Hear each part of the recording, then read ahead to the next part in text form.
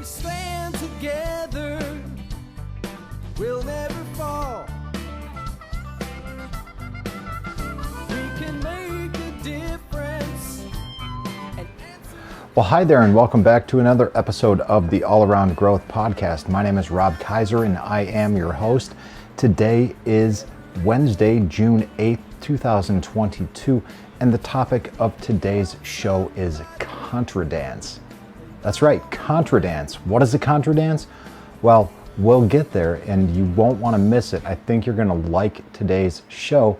But for some context, and for those of you who are new to the show or who are catching up, the show is rotating through 7 topics. For those of you who listen regularly, this is going to sound like a bit of a repeat, but I figured for the first 7 go-arounds of doing this in the current format, it would be good to give everyone a refresher as to where we are at. So we are rotating through 7 topics that represent key areas in our life that we need to work equally to achieve a balanced life, a life of all-around growth, if you will. Now, these 7 topics are financial, physical, personal development, family, spiritual, social, and career. Now, in addition to these topics, we're also going to have episodes related to life in the homestead from time to time, and we'll likely refer back to the Old Farmer's Almanac here and there because people out there, especially you, Wayne, you guys seem to like those episodes. So we're going to have a foundation on these 7 topics previously mentioned, and then there's still going to be a good bit of homestead related topics from a novice homesteader like me.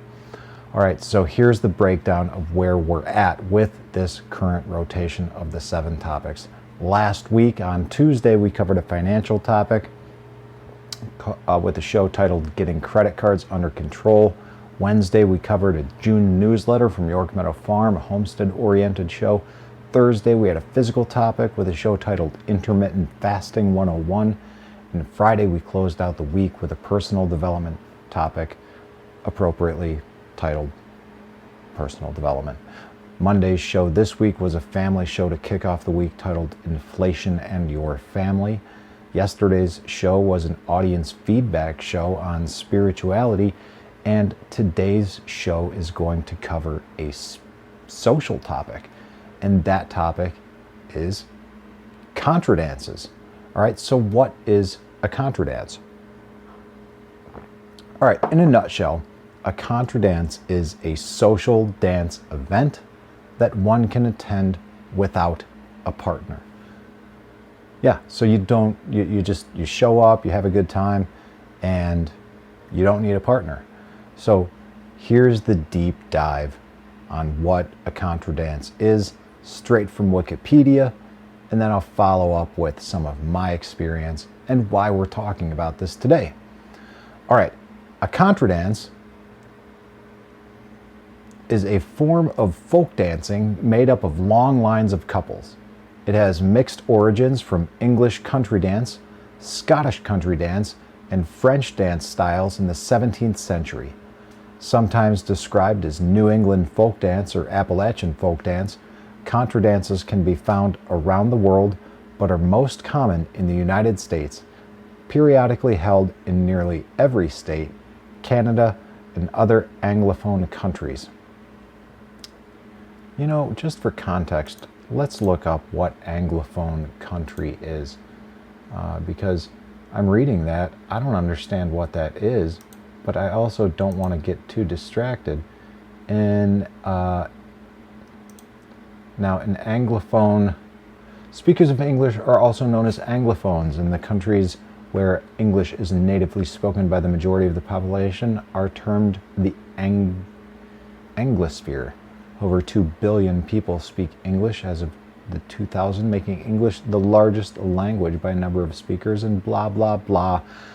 Check out the show notes for links to the Contra Dance Wikipedia page so you can learn more about all kinds of this stuff and go down your own wormholes.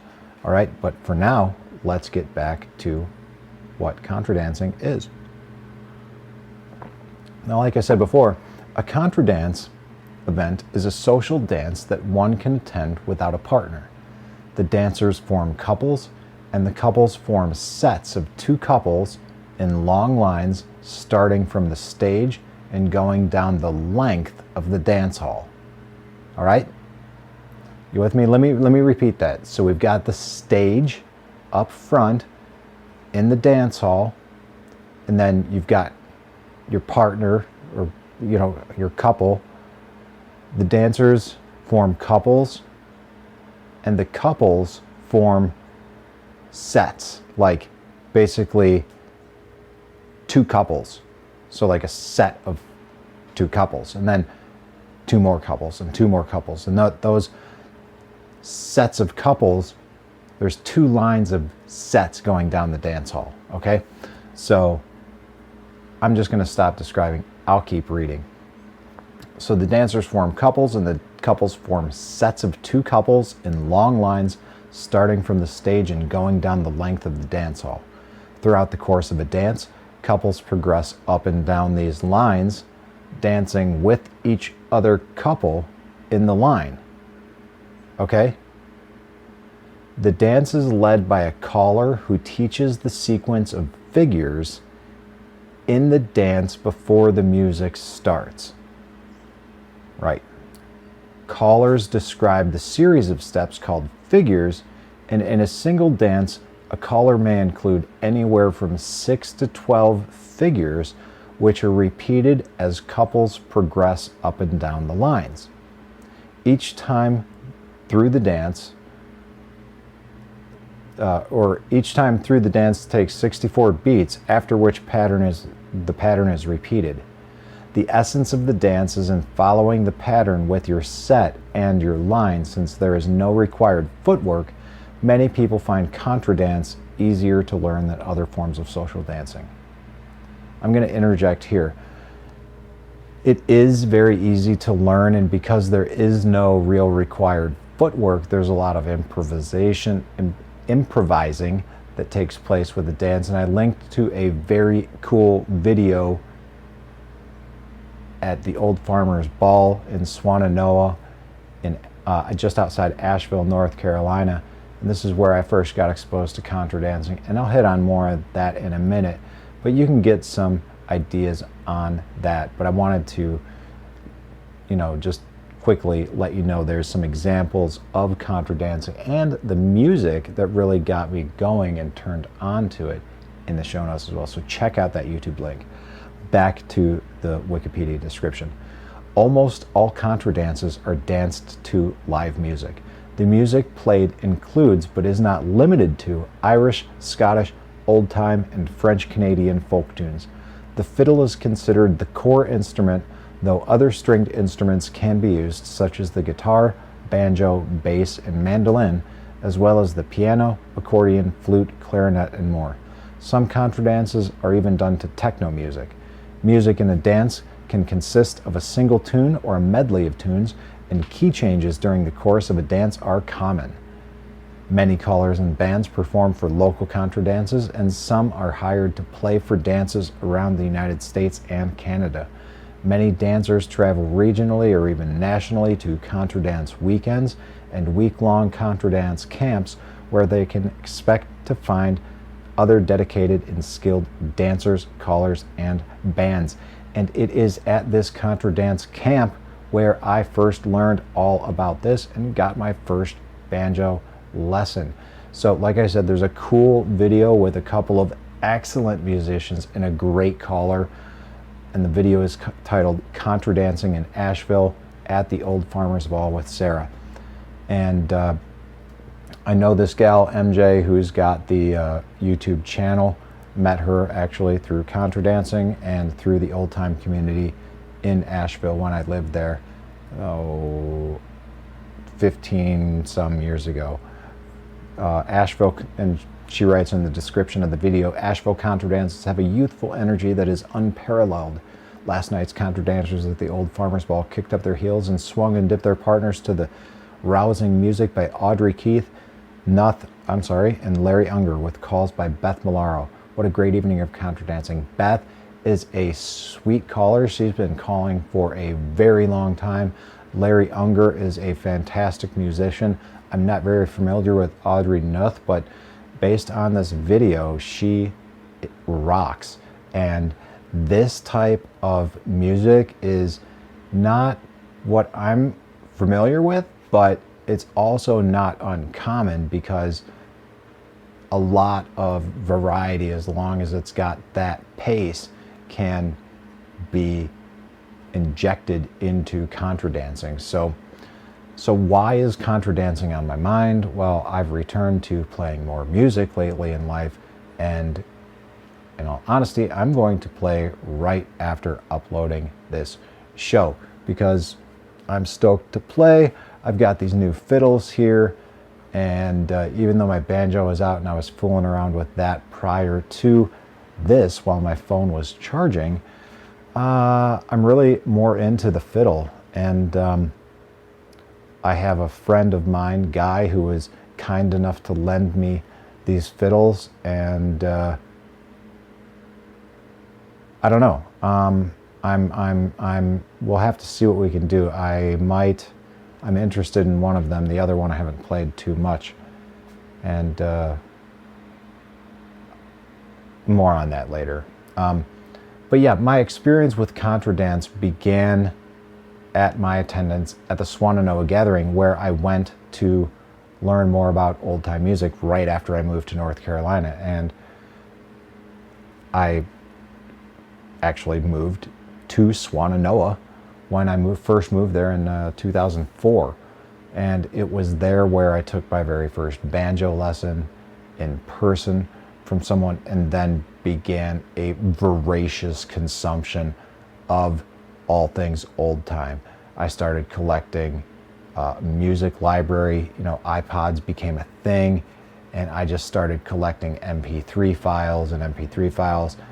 And shortly thereafter, came across a music program called Amazing Slow Downer. It wasn't the most user-friendly interface, but I managed to get it to work, and I had these tunes on loop, and I could just slow them down, and I would listen to them endlessly and learn these tunes. And even though I took a break from that and got away from everything during the corporate years, and didn't really touch instruments for quite some time, I've gotten back into it.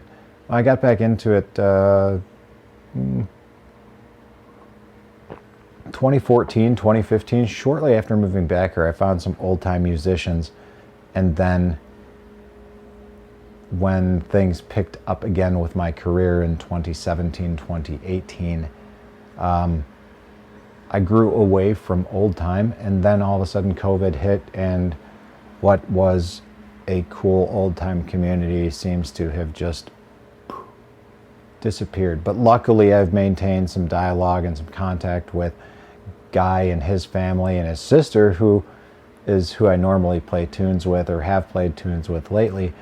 And that's kind of why I'm so stoked on the music again. I mean, it's been a part of my life for almost 20 years, playing on and off, but now I've got some solids in my life locally through Guy and his family, and I'm very grateful for that. And now I can get back to the voracious consumption of old time like I did a long time ago. And I'll tell you what, guys, that brings me great joy. And these dances in Swannanoa, like I said, that I linked to in the show notes, were the best in Western North Carolina, in my opinion. I had gone to some other dances in the Asheville area and other dances.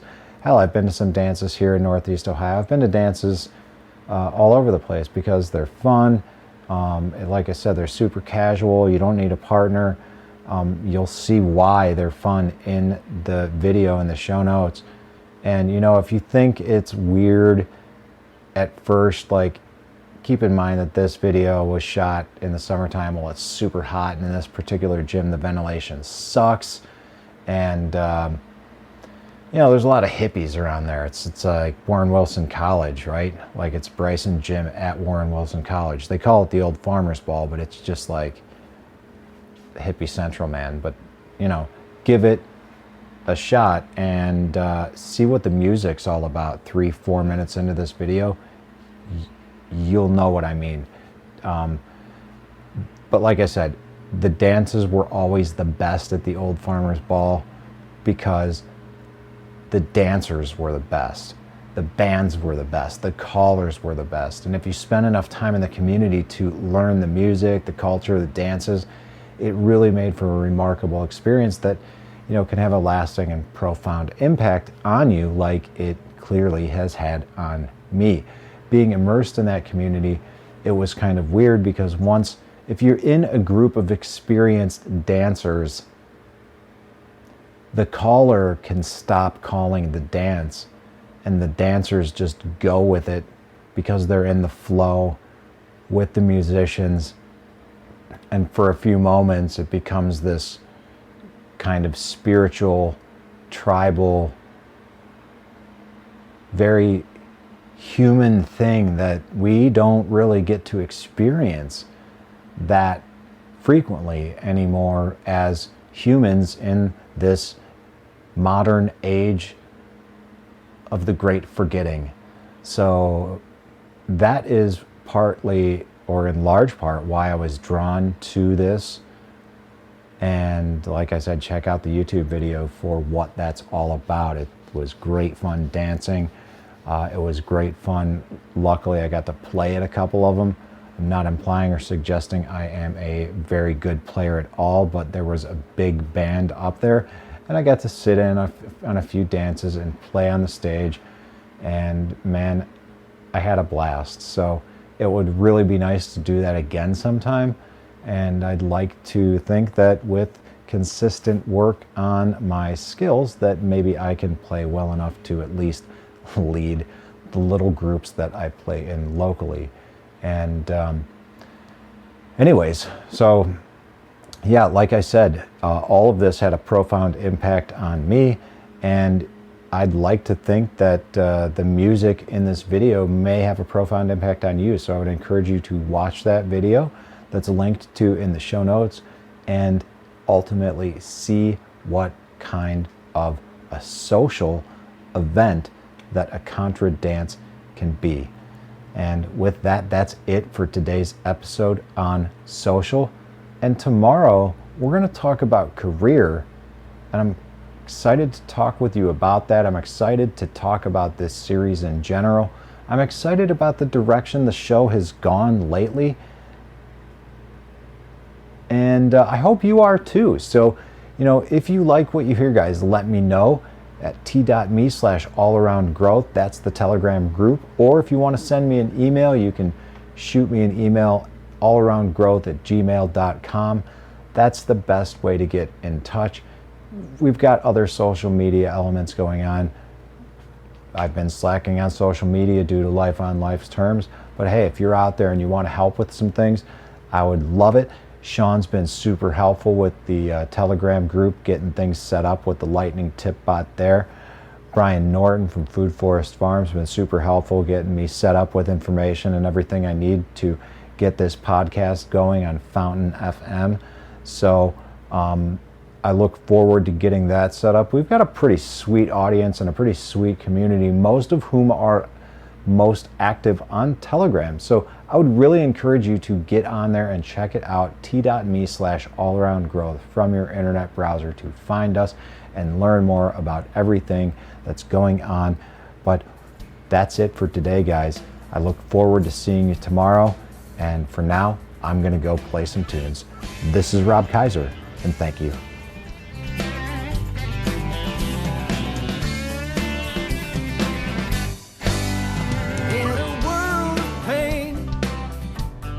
What can I do? The needs are many and answers a few. People turn away and I wonder why. If I can help somebody, then I want to try.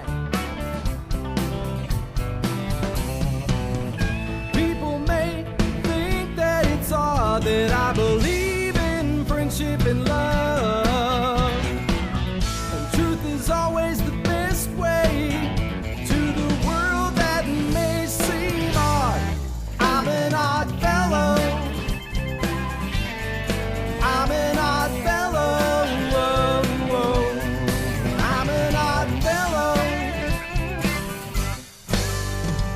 we stand together, we'll never fall.